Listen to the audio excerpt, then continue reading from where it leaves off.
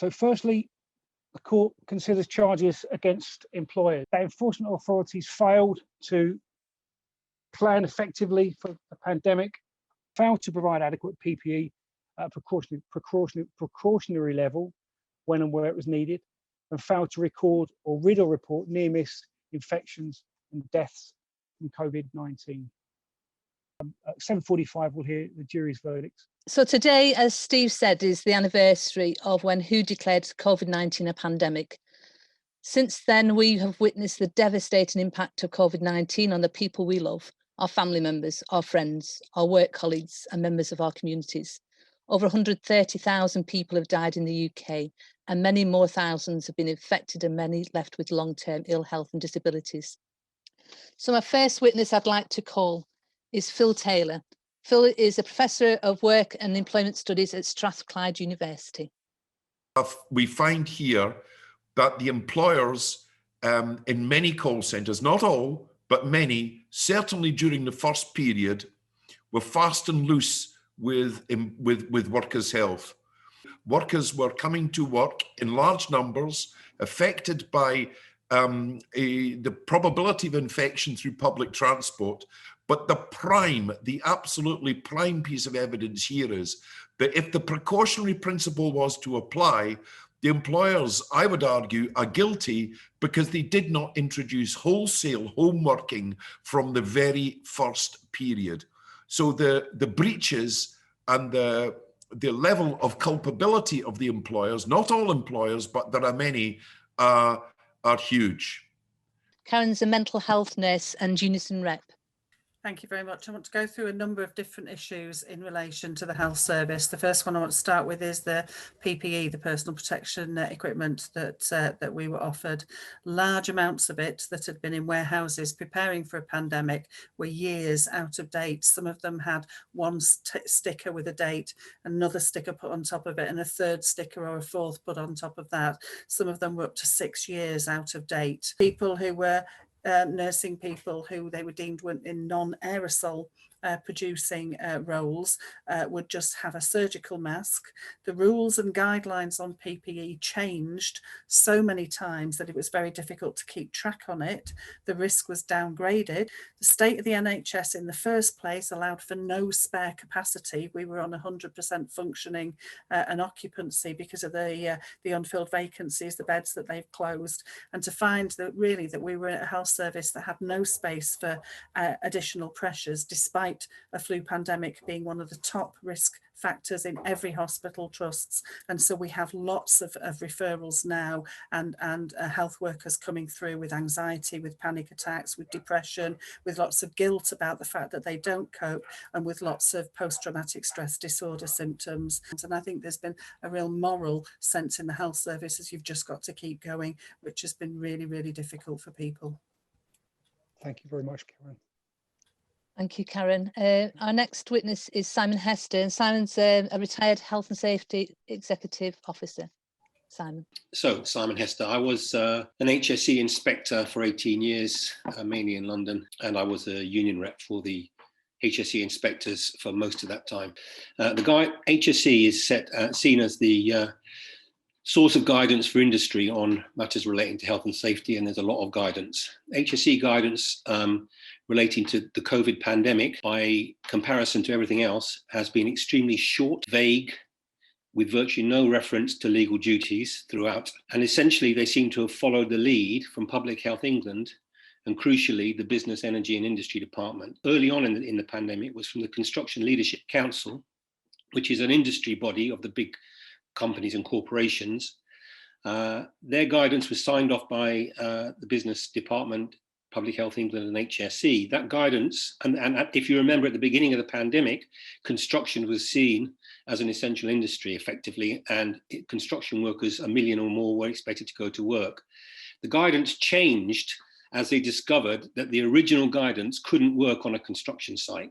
So by version 3 or version 4 of the guidance, which happened within a few weeks, the official guidance was that workers, construction workers, could work within 2 meters of each other as long as it was for no more than 15 minutes. I think led to large numbers of deaths. The enforcement management model of the HSE is a codified system for explaining how enforcement decisions are made. That's why the decision to make COVID transmission a significant health risk rather than a serious health risk has led to no enforcement. They deliberately set it up so that inspectors could not serve notices, or would find it very difficult to serve notices, and would not do any prosecutions. They set it up that way. Why was that? Because they're ducking and diving for the money from the government. And they may not have had an instruction, but they certainly knew which way the wind was blowing, and they weren't going to go in the opposite direction. Next witness is Rob Miguel, who's the National Health and Safety Officer. Just to start at the beginning, March the 10th, 2020, 60,000 people flocked the opening of the Cheltenham Festival. And at the time, Sir Patrick Vallon said the mass gatherings were not a problem. In fact, he stood right next to Boris Johnson when England played Wales with a 70,000 crowd. Right at the beginning, the estimated of those two events that I mentioned in the beginning accounted for 78 deaths and accounted for 12,900 people being infected. And it seems ironic that the amount of hospital cases that were just a cause from those two events, and we had Boris Johnson later saying, save the NHS. So he wasn't thinking that at the time. You know, safety reps account for 50% saving in accidents and ill health. So those 120,000 lives, 60,000 could be saved if we just use those mathematics. They're the backbone of industry, and they save a lot of lives. They've been treated poorly. They haven't been involved in the health visits that are taking place. They haven't been consulted. The HSE are doing a paperback exercise, and their excuse for not contacting reps is, well, we can't because we're doing these phone calls instead of actually going on site. HSE, and I've got some sympathy for them, and I got some sympathy for the prospect branch in what they're actually going through, because the HSE inspectors themselves are people like us, okay? And I know a lot of them, and they're caring people as well. They want to do more. It's the government that are tying their hands. It's not the HSE. Next witness is John Burgess, who's the Unison Branch Secretary at Barnet. Never again, comrades. These are the words I've uttered so many times over the last 12 months. This pandemic has exposed the lack of enforcement of health and safety in the workplace to a level none of us have experienced before. I will never forget the phone calls from care workers in social care in March and April last year. The voices were filled with terror, fear and anger. This was made worse by the lack of PPE. The stories of lack of PPE was far worse. We heard stories of no PPE or even rationing of PPE. And we had to fight with different employers to increase the level and the quality of the PPE. The voices of those members and other frontline workers need to be heard in this hearing. I can say, and I want the panel to hear this, the mental health trauma for many of the frontline workers has been talked about, but I think it's going to be grossly underestimated. I acknowledge what Karen Reisman said. I'm actually a mental health practitioner myself. The trauma of that and the consequences on the workforce is going to be immense. But what do we need? We need a good judgment from this hearing today. We need the labour movement, though, better organised to ensure that workers are never left to die or to contract disabling long COVID conditions. Thank you, John. Our next witness is Marie Monaghan. Marie's the UCU Regional Trade Union Support Official for the North West. All right, thank you, Janet.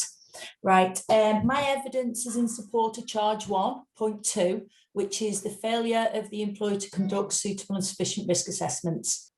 Most of the risk assessments being produced by the colleges and the universities in the Northwest actually came across my desk for consideration, and more than 100 risk assessments, because as you can imagine, I was reading more than one risk assessment version from an employer. I wanted to say a brief comment about risk management strategies, because as we know, the risk assessment fits into that tree, but I can't say much about it because, Janet, they just didn't exist. I didn't find any risk management strategies of any type of competency. Where I did find them, they'd only just been written for the pandemic, which we know they should have been written before, or the employers confusing them with mission statements. So when I actually got into the next thing that I also came across was a new definition of suitable and sufficient, because obviously I was rejecting the risk assessments, yet the employer was claiming that they were still suitable and sufficient. So laughable but deadly things I found were risk assessment templates that weren't legally compliant, as in they didn't meet the HSE or the management regulations guidance, confusing the hazard with the activity to be assessed, confusing the hazard with the control, confusing a control with a mission statement, defining a control by the mere fact it had the word control in it. You know, ventilation control just appeared in writing, yet the employer wasn't able to explain how that worked. Relying on control procedures that hadn't as yet been created, clicking on links that didn't exist, procedures that hadn't yet been written. I think a lot of employers struggled with the whole concept of residual risk because they forgot to put in a risk matrix table. I saw employers refusing to even engage in the paperwork on any conversation about the hierarchy of risk reduction. That was way too complicated for them. And I also saw on one occasion an employer attempting to impress me with a 50-page risk assessment. But the only reason it was 50 pages is because the font size had been increased to 28. And I think this brings me back to what my evidence is looking to show, is that the concern for me wasn't the risk assessment process itself, it was the employer's intentions not to do the job properly. Thank you, Marie. Our next witness is Amin Hadi. Amin's the Unison Salford City Branch Officer and North West Black Members Committee Chair. Hi. I want to address specifically the issues relating to black workers in my contribution and the impact that COVID had disproportionately on the black and BAME community. 1/3 of COVID patients in intensive care were black or BAME, 2/3 of NHS staff who died, all but one of the doctors who died in the first wave, 71% of the nurses and midwives, 56% of the healthcare support workers that died. And you could look at similar statistics in other roles as well. And therefore, black workers found themselves disproportionately affected by COVID for all those reasons. A mixture, let's say, a dangerous cocktail of both race and class came to the fore. Also in terms of the conditions that many black workers face in terms of living in overcrowded accommodation. And what was even more kind of terrible about all that was that not only was that clear to everyone except the government, who refused to accept that institutional racism was a factor, it was the fact that they tried to turn it to blame those communities for living that way. Somehow working in precarious workplace became a lifestyle choice, living in overcrowded housing. Somehow that black workers chose to do that for their own lifestyle reasons, rather than this was forced upon them by both economics and racism that they experienced in society. Is that racism in this pandemic has been horrific, and a government that's based on racism and hostile environment has let black workers and their communities die needlessly from a pandemic. Thanks, Amin. Our next witness is Paul Horan. I'm the Health and Safety Officer for the GMB in the Northwestern Irish region. I'm being contacted by reps 2 or 3 times a day. And I'm going to give you some examples from one particular company that I'm dealing with, one of the largest bakeries in Liverpool. I don't want to mention the name, but some people say you have to be crackers to work there. There was an outbreak of COVID, and our reps were finding out, obviously, because people were going off sick and people were coming through saying there's 4 people off in this department, 7 off in another department. And when he went to the company, they said, we can't share that information with you. We then took it to the Joint National Committee. They have a committee that looks at COVID safety across the whole of the company. It was a joint union thing, and the company demanded that all the reps sign a non-disclosure agreement. I also complained to HSE that the company had failed to report the outbreak under RIDDOR. I could go on for another hour. It's non-stop dealing with these issues, but I think I've given you enough examples for now to highlight some of the concerns that we have and some of the issues that we're dealing with. Thanks, Paul. I've got our next witness is Mick Holder, who's a retired ASLEF health and safety officer and hazards campaigner. Unfortunately, Mick doesn't have access to camera or a microphone, and so I'm going to read out a statement that is submitted. In the work that I do researching the web for health and safety news, I've seen hundreds of news reports of individuals being fined by the police for COVID rule breaches. At an IER event earlier today, it was reported that there have actually been over 40,000 such fines so far. This gives evidence to what the Hazards campaign predicted would happen in the beginning of all this. In this pandemic, and this just gives further evidence to the government's continuing deregulatory stance on health and safety laws, which are criminal laws, and breaking them is a crime, apart from under the deregulation mad Tories. The next witness that I'd like to call is Jonathan Fluksman. Jonathan's a retired GP and is part of the Doctors in Unite group. Thanks very much, Janice, and thank you for inviting me, and congratulations on a really great initiative. I'm just going to rattle through a statement which I've actually submitted in writing. It's mostly aimed at the charges against the government. Resistance to the science from the very outset, failure to establish and impose a standard when the science has been clear on this for many, many months, failure to provide proper guidance and standards on ventilation in the workplace, no set standards such as CO2 levels, maximum occupancy levels or room sizes, ventilation rates, etc., allowing employers, press and health officials to blame workers for outbreaks such as the disgraceful practice at the Greencore plant earlier on in the pandemic, failure to guarantee jobs and pay when workers have had to isolate, especially for workers on 0 hours and minimum wage. And lastly, failure to prioritize essential workers for vaccination, even though the death rates of essential workers are 2, 3, 4 times higher than the 60 to 65-year-old age group or people with underlying conditions who are now in the priority group. The JCVI and the government abandoned its methodology of determining priority, which was the absolute risk of dying from COVID-19 when it came to essential workers. Thank you very much. Thank you, Jonathan. Our next witness is Brian Copeland, who's CWU safety rep. So I'm a safety rep. I'm also an open reach engineer. But we've been key workers throughout the pandemic, looking after the phone and the internet lines. And throughout, we've been aware the employers not being consulting with the TUs, trade unions. During the pandemic, they've pushed ahead with unagreed changes to terms and conditions, introduced compulsory redundancies and wanted to go back on a recent pension deal. So much so this week, the executives decided to bout for industrial action. For years, the buildings and the networks have been in managed decline with less investment and more is being expected from the workforce. We even had compulsory overtime invoked due to the workload on an already anxious workforce during the pandemic. They were just told, follow the process. Our biggest concern and most complaints were around ventilation in smaller buildings that were unsuitable, often where managers had set up unauthorised offices in little pokey back rooms. I blame the government for the direction the companies are all seen to be taking. No one's held to account, and I believe the deregulation is deliberately doing this. Thank you, Brian.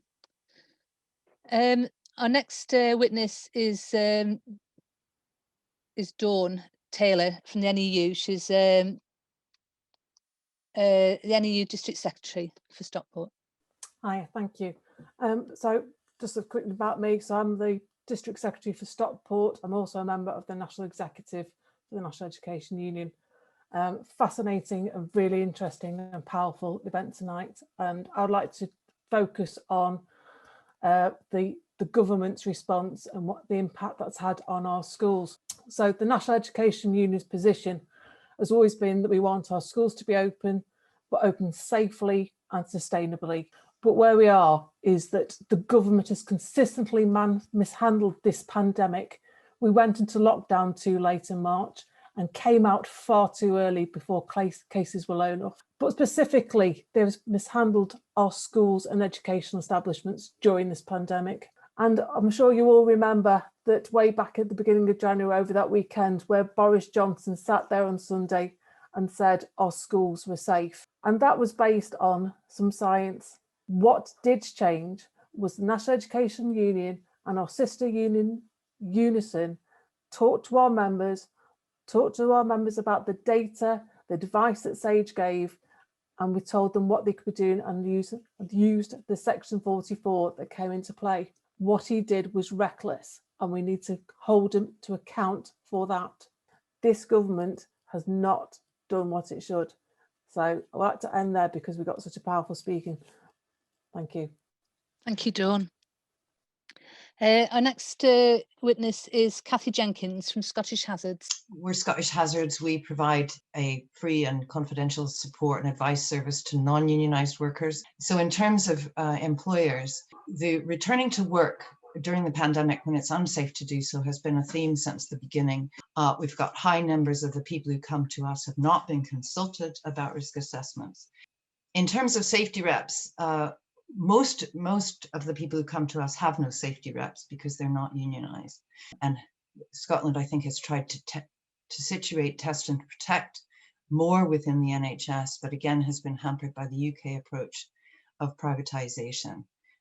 It's been slow to recognise and emphasise the workplace spread, and there have been ongoing problems with accessing regular testing, particularly in social care and education. I'll stop there. Thank you, Cathy.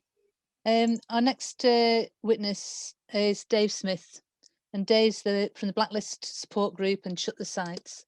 Thank you very much for the invite to present evidence. I'm talking on behalf of construction workers who raised concerns about health and safety and were victimised. I accuse the employers, I accuse the enforcing authorities, and I accuse the government. Construction is by its very nature a collaborative body. Social distancing is virtually impossible in any meaningful sense in construction. And the Health and Safety Executive has effectively been involved in what amounts to corporate capture, where the big corporations have literally taken over the enforcing authorities, and they're the people who write the regulations. They're the people who write the official code of practice. Construction workers at one point had a higher fatality rate than healthcare professionals. I blame the employers for deaths in construction across the economy because they have put profit before people's lives. I accuse the three of them of being rat bags.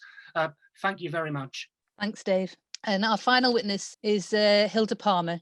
So I accuse them all as well. They did not do all they could. The Hazards Campaign has fought for better health and safety at work since 1987 for stronger laws, more strictly enforced, strong active trade unions. I also represent FAC, who are the families of those who've learned the hardest way possible that the government, media and business mantra that British health and safety is the best in the world, that it's far too strict, too stringent, draconian even. It's an unnecessary burden on business and silly red tape that must be cut. As it was before COVID, so it is now in COVID. Rory O'Neill from Hazards magazine has said that COVID didn't cause the crisis in health and safety, public health or the economy, it merely exposed it. It's also fed on existing inequalities at work, as Amin has described very clearly, and in society. Government has done nothing in this area at all. It's clear that 50 years of underfunding and deregulation, especially the last 10 years, interference with the independence of the HSE, pressure to be more business friendly, means that government did not even have to instruct the HSE to back off. I believe they're now pre-complicit in allowing criminal behaviour by employers at the expense of workers' lives and health. So the health and safety system in the UK, we said in our manifesto in 2019, is completely broken, and that is as it is today. And also the fact that workers are not protected from victimisation when they try to protect their health and safety. We have duties under Section 7 of the Health and Safety at Work Act to refuse dangerous work. The HSE doesn't enforce that. Section 44 and Section 100 of the ERA are not enforced by the HSE, not proactive. They're only something you can use to redress harm afterwards. And they are an absolute indictment of a massively failed health and safety system when workers have to use these. Thank you very much. Thanks, Steve. That concludes our submissions from the witnesses. Thank you very much. Well, look, can I firstly say thanks to all of you, I mean, individually and collectively, for, as Hilda said in that last presentation, such powerful contributions by way of evidence. I mean, incredible to sit and listen to, very diverse, but overwhelmingly clear in terms of the direction. So thank you for that. Thank you also to those of you whom I interrupted for accepting that so graciously. We had a lot of speakers to get through. It wasn't my pleasure interrupting any of you, but you all took that really well. So thanks very much. Janet, before I asked the jury to retire, did you want to make a closing summary statement based upon the witnesses you've called? Totally up to you. Yeah, I just want to say one or two things because obviously there's been lots said, and we've heard some really harrowing submissions with lots of passion and heartbreaking stories that we've heard about. We've heard about the lack of preparation from the pandemic, the government's negligence, the catalogue of errors, the HSC's lack of enforcement, lack of benchmarking, their negligence as well. We've heard about, the care workers with terror and fear and anger that they've experienced, and the trauma that's being faced by many workers across all different sectors, all different industries. We heard about the lack of risk assessments, the employers who've not risk assessed, who've not provided, not talked to safety reps, not talked to workers, just abandoned them, and the disproportionate impact on Black workers, and this dangerous cocktail of race and class that many workers are facing. We've heard about the vulnerable workers and how that they've been, the employers have not been looking out for them or protecting them or giving precautionary approach to their risks. The myth of COVID safe workplaces, the isolation and support of many workers, and unsuitable ventilation, unsuitable PPE, unsuitable conditions that they're working in, the violence and abuse that many workers are facing, the lack of following the science, the reckless abuse of children that were used in schools, I think Dawn talked about the shock absorbers, trade unions being the shock absorbers in all that. And, we've heard about workers facing disciplines, facing blacklisting, being victimised by employers, and the low level of RIDA reporting. We've heard about the deaths of workers linked to their employment and the lack of controls of the risks. And we've absolutely, I think, coming back down to Hilda's contribution about murder, I think we've heard enough about the fact that lots of our employers, the lack of enforcement, and the government's way that the governments have handled the pandemic has led to social murder of 130,000 people, near enough. When you look at compared to other countries which have controlled the infection rates, controlled the spread of the disease, the transmission, and controlled the deaths of their citizens. And I think it was Dave Smith that said, they put profits before people. And I think that sums it up to where we're at. And, I think all those, I think employers, I think the health and safety enforcers and our government are culpable for the deaths of thousands of people. So that's our submission. Thank you. Well, thank you very much, Janet. And once again, thank you to everybody who's participated to this point. Now, we're going to ask our jury to retire and consider the verdict in relation to the charges and the three sets of organisations who are charged here at this workers' court tonight. And we'll return in 30 minutes' time with the verdicts.